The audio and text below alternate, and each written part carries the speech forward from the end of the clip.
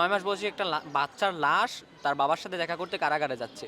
অথচ আমাদের মানবিকতার যে জেল ওখান থেকে ওই মৃত বাচ্চার বাবাকে আমরা মুক্তি দিতে পারি নাই প্যারোলে কয়েক ঘন্টার জন্য। আমার মনে হয় না যে কয়েক ঘন্টার জন্য যদি ওই সাদ্দামকে মুক্তি দেওয়া হইতো বা তার সন্তানের জানাজায় অংশগ্রহণ করার সুযোগ দেওয়া হইতো, দেশের বা জনগণের কোথাও কোনো স্বার্থে কোনো ক্ষতি হইতো। আমি বিশ্বাস করি যে টিট ফর ট্যাট।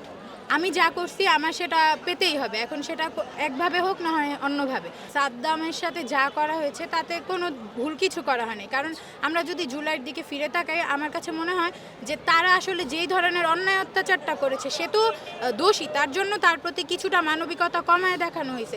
কিন্তু যারা কিনা নির্দোষ ছিল তাদেরকে একদম ডাইরেক্ট হত্যা করা হয়েছে। তাদের পরিবার এখন কোন পরিস্থিতিতে আছে আমাদের সেই সম্পর্কে কোনো ধারণা নেই। তো আমার মনে হয় না যে তার সাথে যা করা হয়েছে সেটা জুলাই গণ অভ্যুত্থানের সাথে কোনো ধরনের বেইনসাফি কিছু করা হয়েছে। ঘটনাটা ঘটেছে বাগেরহাটে বোধহয়, আর জেল হচ্ছে যশোরে। তো পারমিশন নেওয়া নিয়ে বা প্যারোলে এরকম জামিন নিয়ে অনেক ধরনের ধোঁয়াশা চলছে। তো আমার কাছে মনে হয় যেটা, আপনি যদি একদম সর্বোচ্চ পর্যায়ে ক্রিমিনালও হয়ে থাকেন, আপনার একটা অধিকার আছে আপনার স্ত্রী বা আপনার সন্তানকে তার জানাজায় অংশগ্রহণ করার একটা ব্যাপারটা। এটা আমার কাছে মনে হয় মানবিক দিক থেকে খুবই কি বলবো, একটা অমানবিকতার একটা দৃষ্টান্ত আমার কাছে মনে হয়েছে। বাংলাদেশে কোনো সরকার আছে?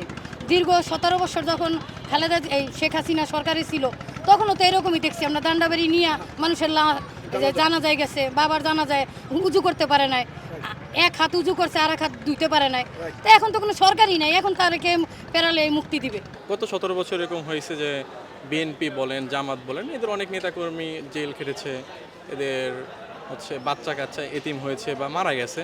হুকুমের আসামি যারা, তারা কিন্তু ভালোই আছে, এবং যাদেরকে মানে দেখানোর জন্য জেলে নেওয়া হয়েছে তারা আদৌ আলটিমেট শাস্তি পাবে কিনা